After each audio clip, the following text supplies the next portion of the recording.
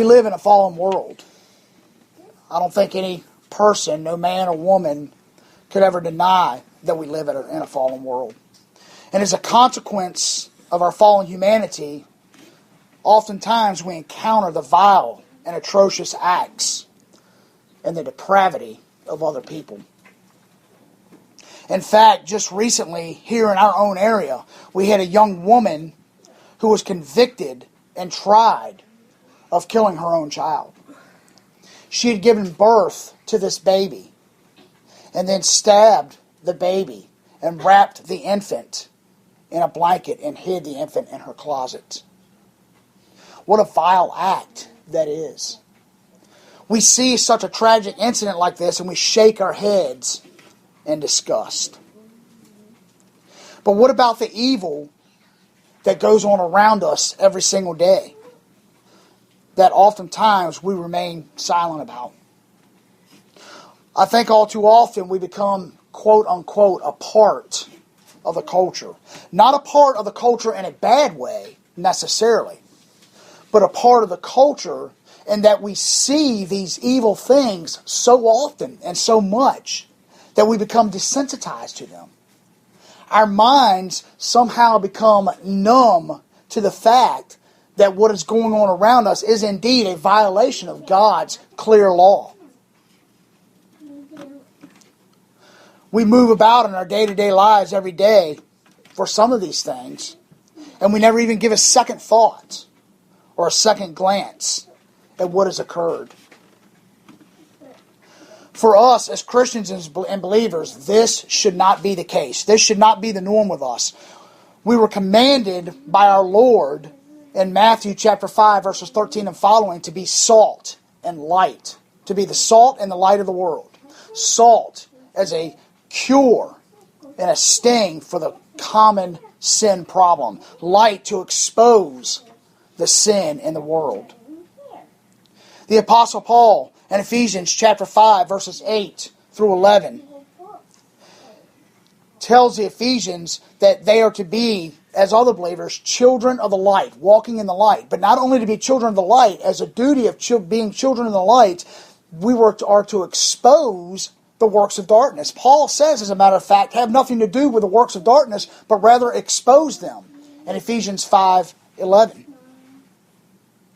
Paul warns Timothy not to entangle himself in the affairs of the world. In 2 Timothy 2:4, he says, because the one who is a soldier does not worry about getting tied up in the business affairs of the world, but rather he strives to please his master. Paul uses the analogy of a soldier. And the business of confronting sin is the business of God. Why is that, you may ask? Because Christ came to save sinners, plain and simple.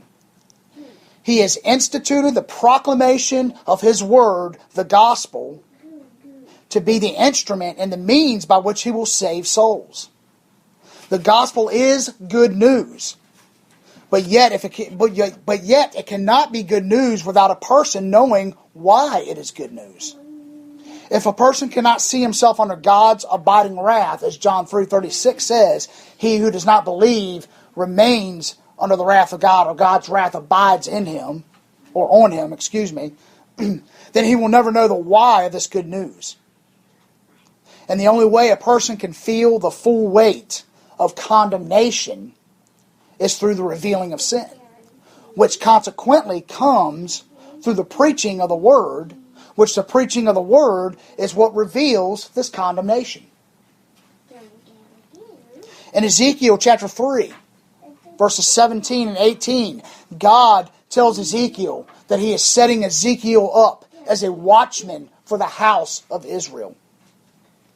He plainly tells Ezekiel, if I warn a man that he shall die because of his iniquity, and you fail to tell that man, I will hold you accountable for his blood. If Ezekiel failed to tell them, then God would hold him accountable. And if this is true for one man, just for one man, how much more true would it be for an entire nation. Christians are called to be the watchmen of their culture. We are called to go out and warn the world of the coming judgment and the coming condemnation. In our text this morning, we're going to look on the physical side of how the Israelites went about confronting the evil of their day. As believers, we are called to confront the evil in our day, but more so in a spiritual matter, as we will see later on. Now, granted that the way the Israelites did it may not have been ideal, their motives may not have been pure, but nevertheless, they did something. A tragic, vile thing had occurred within their midst, and they took action to confront that act. So this morning we're going to look at the text and examine and see exactly what they did. And hopefully, Lord willing, we'll be able to take what happened so many thousands of years ago and be able to apply it to our situation now in our day. So let's look at our text this morning. Verses 1 through 3, we look at Israel being gathered to answer this situation.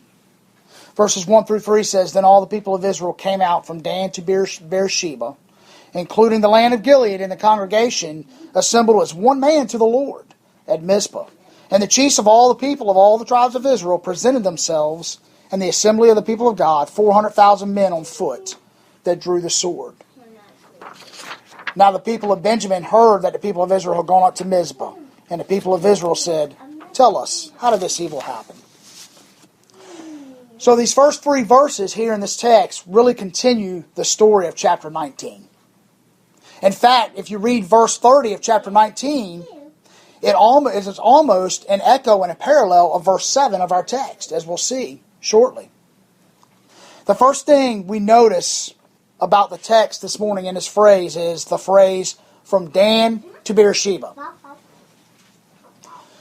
Now, oftentimes we may just kind of skip over this because we're not really sure what it means, but according to Barnes, and Barnes' Notes of the Bible, he says that this particular phrase is simply a euphemism to say that all the available men rallied themselves at Mizpah. In other words, from Dan to Beersheba was a euphemism for all of Israel, from the north to the south. Okay? So basically we see the first thing that every available person in Israel, that is, every available fighting man in Israel, is gathering themselves at Mizpah to find out what ghastly way or what ghastly thing has been done. Now, there are many areas with the name Mizpah in the Bible. And I want us to understand there are several cities. There's at least 4 different mentions of cities or towns or areas called Mizpah. So it's important to understand which Mizpah we're talking about here. According to the Encyclopedia of Biblical, Theological, and Ecclesiastical Literature, this particular Mizpah here in Judges 20 were commonly used where the people were wont to convene of national emergencies. So basically there was this one particular town of Mizpah that was set up during this time frame, during this part of Israel's history, where Israel would gather for such an emergencies. Now we have to remember that the actual capital where the tabernacle was at that time was still Shiloh. And according to chapter 18, I believe it is, the last part of chapter 18 tells us that the house of God was in Shiloh at that time. But Mizpah was where all the people happened to gather. But note too that we're told that they gathered unto the Lord. The word for the Lord here is the covenant name of God for Israel, Yahweh. So this suggests that there was still somewhat of a religious influence or leadership in Israel during that time.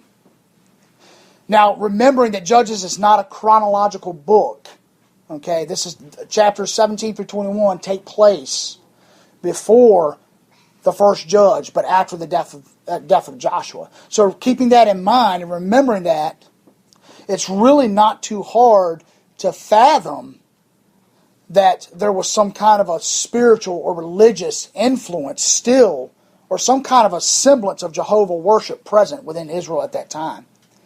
And just the fact that there were Levites among the people almost make this certain.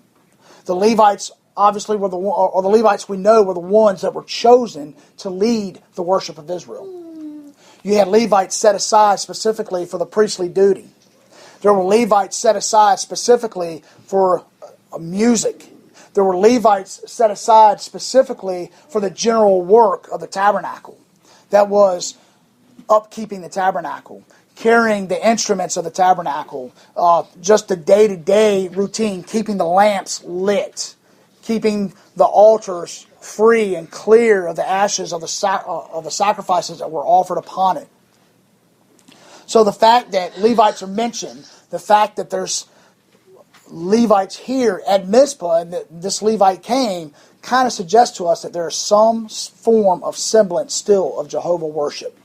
So this period right here is probably before they slipped into total idolatry and depravity. And in verse 3 here, the author kind of interjects somewhat of a parenthetical and an interesting statement. He says in verse 3 that Benjamin, the tribe of Benjamin, heard that all the people had gathered at Mizpah. Now, the author seems to be kind of setting up something that's going to take place later on, and we're going to look at that farther down in the text, so I don't want to comment too much on that. But by this statement, I believe the author is kind of anticipating for his audience the battle that's going to ensue as a result of this incident. Then in verses 4 through 7, we read that the Levite, the husband of the woman, begins to explain what happened. Let's read this text very quick. It says, the Levite, the husband of the woman who was murdered, answered and said, I came to Gibeah that belongs to Benjamin. I and my concubine to spend the night. And the leaders of Gibeah rose against me and surrounded the house against me by night. They meant to kill me, and they violated my concubine, and they violated my concubine, and she is dead. So I took hold of my concubine and cut her in pieces, and sent her throughout all the country of the inheritance of Israel. For they have committed an abomination and outrage in Israel. In verse 7, he says, behold, you people of Israel, all of you, give your advice and counsel here. So, after all the people have gathered in Israel, the Levite is given an opportunity to explain his own action. Why is it that he sent for the people? What ghastly thing has happened to cause such a reaction like this? To cause him to cut up his own concubine in 12 different pieces, to send them throughout the entire land of Israel. The Levite explains the situation that happened in chapter 19. He tells that they had been in the company of another man, the guest of one's house, in fact, when the men of the city surrounded them and demanded that he, the Levite, be put in the house in order for the men to force themselves upon him. Of course, we know the cowardly act of the Levite and how he allowed his own concubine to go out. Verse 6 describes what the motives of the Benjamites had been. And their motive in chapter 19 had been murder. Now, we may look at this and think, wait a minute now. Surely the Benjamites did what was wrong, but they didn't actually intentionally murder the woman. I mean, they raped her, and as a result of that, she died. However, the Hebrew word rakos, I think I'm pronouncing that, ratzak, makes it very clear what the motives was. The ancient Hebrew lexicon of the Bible states that the action of this word actually means an intentional murder. Something that is intentional. It is the fact that the men of Benjamin didn't care whether the victim lived or died. All they wanted was to fulfill the lust of their flesh in that moment. And the fact that they did nothing to help her after the fact, not that you would expect them to, but the fact that they did nothing makes this an intentional murder. And then in verse 7, we find that the Levite is calling for action for the people of Israel. He says, behold, give your advice and your counsel now. This word behold is a word that actually means to hear and to consider and to weigh everything that's been said. In short, this Levite is asking for retribution to what has happened to his concubine. And retribution is something that he will get. In verses 8 through 11, our next section, we see that the people agree to take action. Verse 8 says, and all the people arose as one man. That means they were in complete unison. One man saying, none of us will go to his tent, none of us will return to his house. But now this is what we will do to Gibeah. We will go up against it by lot, and we will take 10 men of 100 throughout all the tribes of Israel, and 100 of 1,000, and 1,000 of 10,000, to bring provisions for the people, that when they come, they may repay Gibeah of Benjamin for all the outrage they have committed in Israel. And in verse 11 says, so all the men of Israel gathered against the city, and the phrase is repeated, united as one man. United as one man. The author has stated it twice now, which tells us that the matter has been firmly settled. Israel is ready to go to war. The people agree action must be taken. And while we may look at the motives of the Levite himself and say, well, look, he wasn't very honorable in the way he allowed his concubine to be murdered. Why isn't he held responsible? We may ask the motives, but we still have to keep in mind the culture in which they lived in. In fact, Dr. R.A. Watson, who was one of the contributors of the Expositor's Bible, states this about this very thing. He says it may be asked how. He uses the example of polygamy. While polygamy was practiced among the Israelites, and he uses polygamy in the context, I'm not giving you the exact full context, but in the context, he focuses on the fact that the Levite was a concubine and not an actual wife. And so basically what he's saying is the wife was usually the one that was loved, while the concubines were basically just used for pleasure. So he says, while it may be asked, while polygamy was practiced among the Israelites, the sin of Gibeah could rouse such indignation and awaken the signal vengeance of the united tribes. The answer is to be found partly in the singular and dreadful device which the indignant husband used in making the dead known. The ghastly symbols of outrage told the tale in a way that was fitted to stir the blood of the whole country.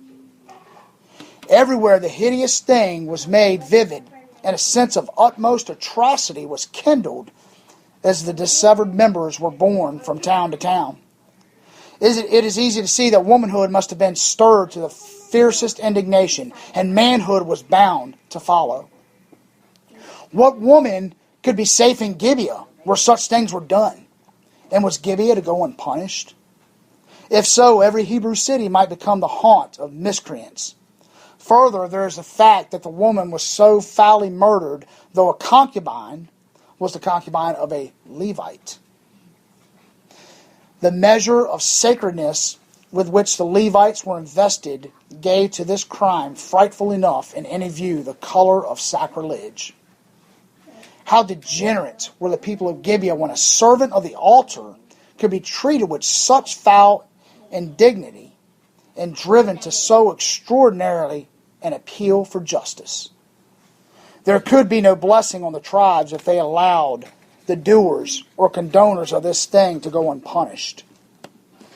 Every Levite through the land must have taken up that cry.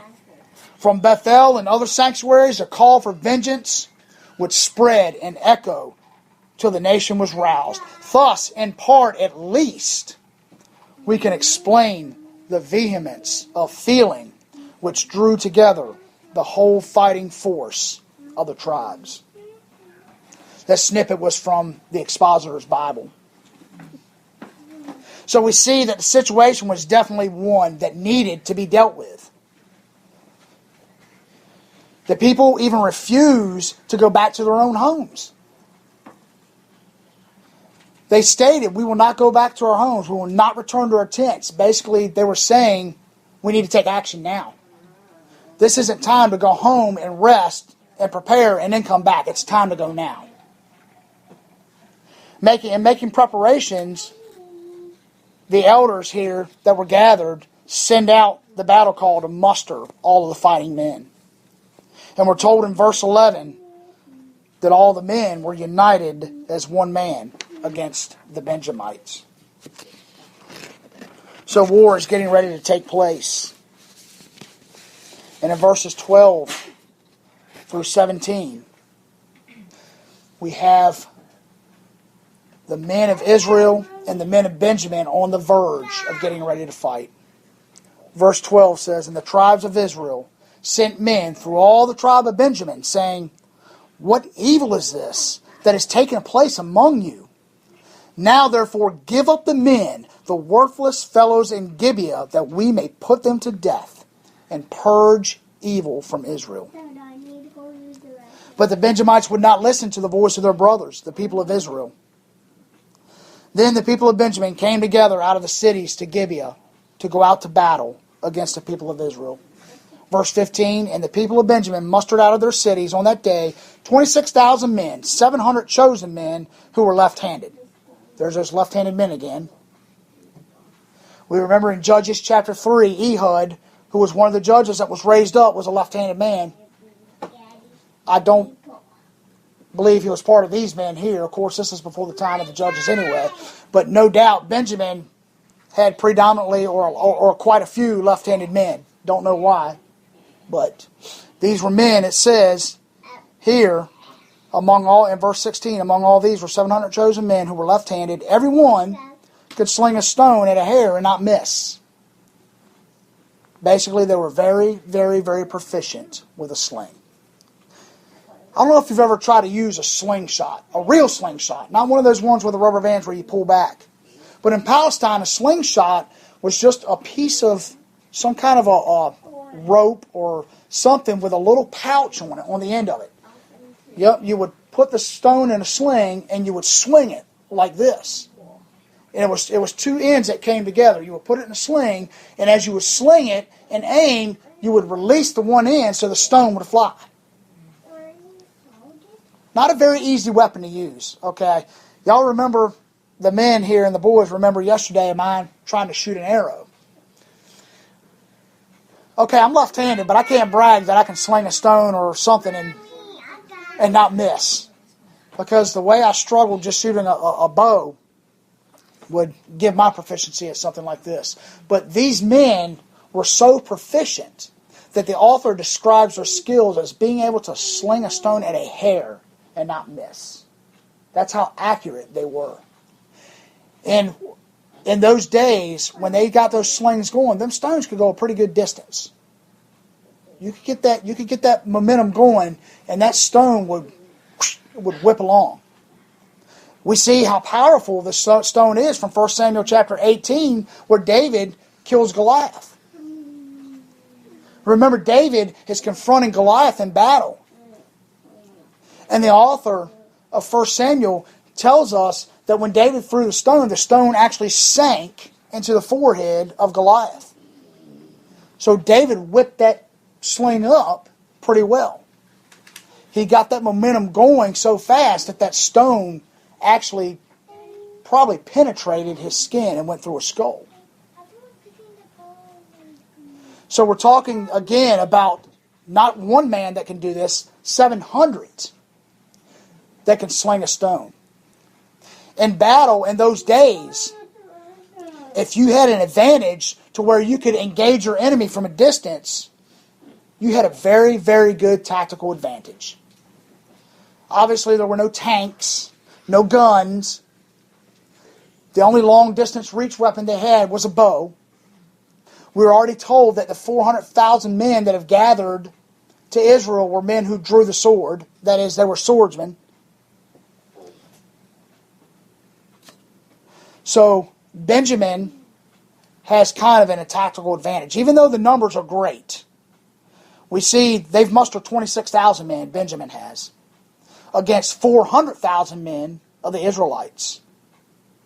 But yet Benjamin still has this tactical advantage of having the 700 men who are very proficient with a sling. So the fighting men here begin their march on Gibeah. And notice that the elders do what is supposed to be done before they march against the city. They first appeal to the Benjamites' sense of justice. That is, they go and they demand from Benjamin the violators be handed over in order that they might be put to death. The phrase that is used is that they would purge the evil from Israel. Now this phrase was kind of a common one, and it was in keeping with the law of God. If you look in the book of Deuteronomy, this phrase is used 11 times. In the ESV version, it is used 11 times throughout the book of Deuteronomy. And every time that it's mentioned, it's always coinciding with a form of capital punishment that God has set forth for certain violations. Deuteronomy chapter 22, as a matter of fact, Deuteronomy 22, 25 through 27 is actually one of those instances of rape, where a woman who was out in the open field with no one around to help her, crying out for help, the law required that the man or the guilty parties be brought forth and be stoned to death. There's two things I want to note very quickly about this part of the text here, and particularly verse 13. I believe it's verse 13, where it says, give them up, the worthless fellows, in Gibeah, where the men of Israel sang. First of all, I want us to notice that the word translated as worthless fellows in the ESV is actually the Hebrew for sons of Belial. Sons of Belial. Now, the Hebrew word Belial itself means to be worthless. However, in the context, the connotation is a little bit stronger than just being worthless. What the Benjamites did went way beyond worthless, and it went into the realm of complete satanic ungodliness. In fact, in 2 Corinthians 6:15, the Apostle Paul takes this Hebrew word Belial, transliterates it straight over to the Greek, and he connects it with the same word or characteristics of Satan. In 2 Corinthians 6:15, he's talking to the Corinthians. He says, what do the sons of light have in common with the sons of Belial? And basically what Paul is saying there is, you're supposed to be with Christ. You're not with Satan. He's connecting Belial to Satan. That's actually how strong this word is in the context in Judges chapter 20. The strongest sense of this word in this context then really should be the proper rendering, rather than just plain worthless. And then also in verse 13 where he said purge. The word purge in the Hebrew text is what is called a piel stem verb. A piel stem is a verb stem in Hebrew that actually intensifies a verb's meaning. Think of it this way. If I say that somebody runs away, you get the idea. But if I say that somebody flees, you get a more vivid picture of what is going on. You see, running away can be running away.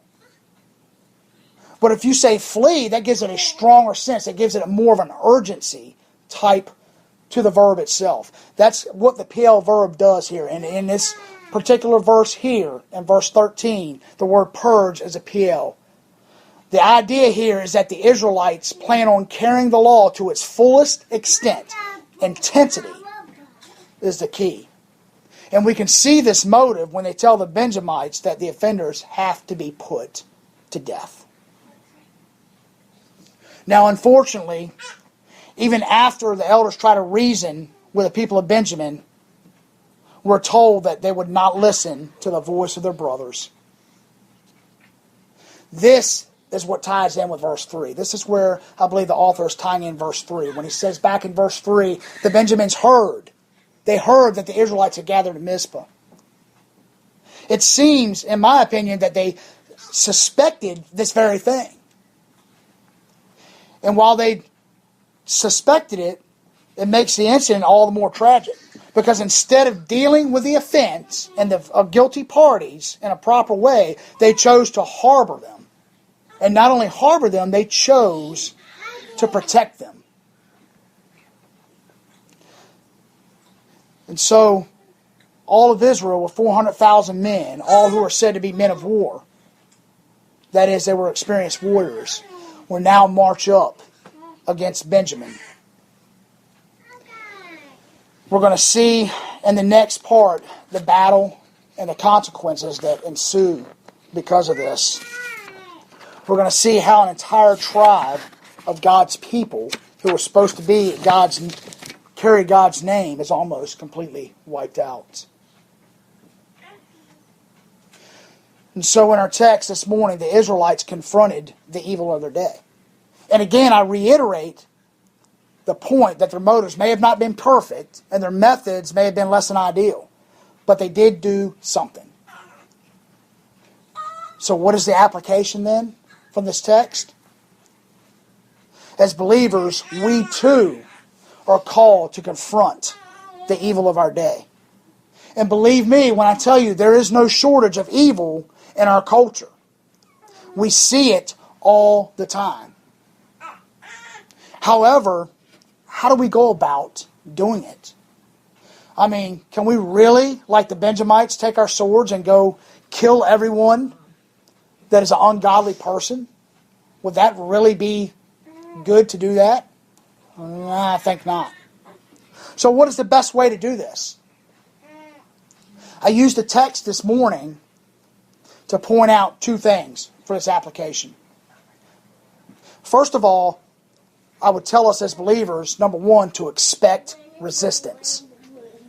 When we confront evil head on, we are to expect resistance. Just as the Israelites were met with resistance from the Benjamites when they confronted their evil, we too should expect no less. Sin is always ready to justify itself, and those who practice it will, like the Benjamites, harbor and protect it because they feel it is their right. They feel that no one has the right to live their own lives except for themselves, and they can do whatever they want. They will revile you, they will curse you, and they will mistreat you. But keep in mind, as our Lord Jesus Christ said in Matthew 10:25, if they have called the master of the house Beelzebul, how much more will they malign those of his household?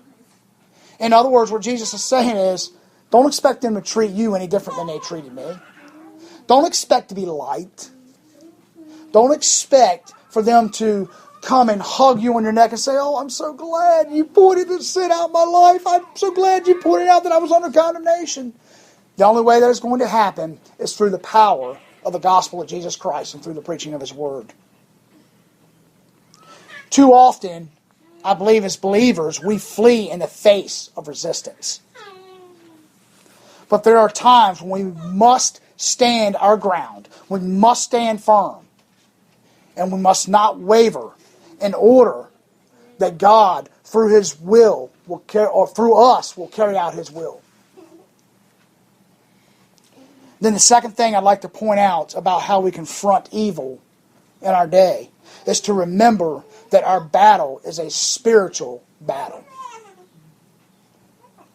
While the Israelites were about to fight a physical battle, Christians will always be engaged in a spiritual war.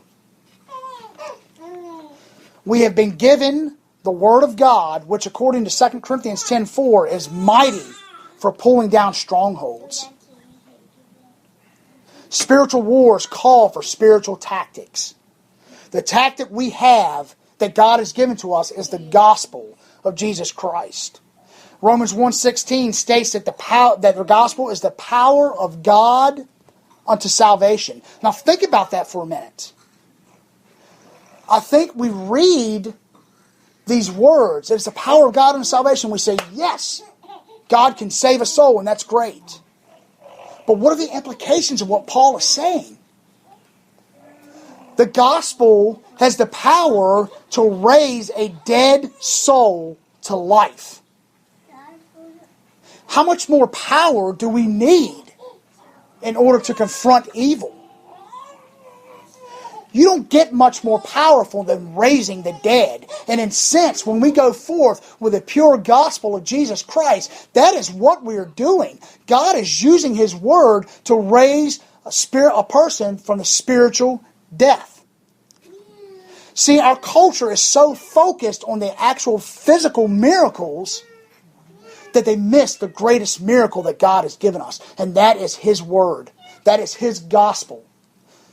As Christ said, that is the power for forgiveness in His name, forgiveness of sins. That means that person is raised to life. They are no longer under condemnation.